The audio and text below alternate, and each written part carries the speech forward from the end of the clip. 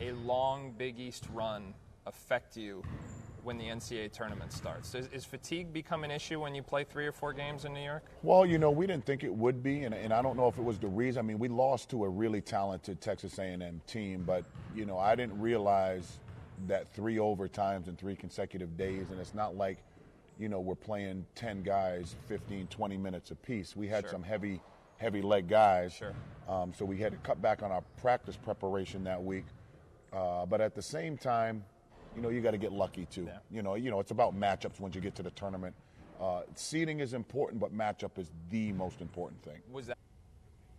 Well, Adam, we saw what happened with Providence and the Aggies. I guess that kind of goes with the seeding. However, I don't know if many picked the Aggies to take care of UNC in the grand fashion that they did. So now you wonder, after taking care of the defending champs, do the Aggies have what it takes to deliver that same consequence to Michigan? I think they might. They certainly have the size up front when you talk about that 3-headed monster of Tyler Davis, Robert Williams, and DJ Hogg. It's going to be a matter of whether or not Michigan can match up with those guys up front. Michigan's going to get their advantage on the perimeter. If they can defend at the level they have over the course of this season and over the course of the first weekend, I like Michigan. But I'll tell you what, if the game is played in the paint, I think the Aggies could get another one.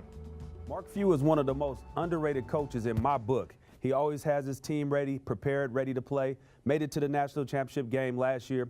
What do they have to do to get past a very hot Florida State team? Well, what's interesting about Gonzaga is they're 12th in the country in offensive efficiency and 14th in defensive efficiency. So you're not going to find a better team on both ends of the floor.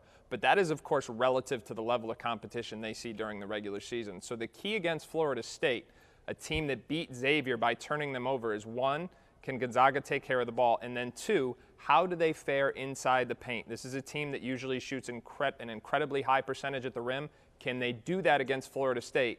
I think what happens in that will determine the outcome of the game. All right, Adam, we will hold you to that. Thank you. We always appreciate your insight. And as we continue our march to San Antonio here on the Eye on the Alamo, we get our eye on the leading scorers so far here in the tournament. Don't go anywhere. We'll be right back.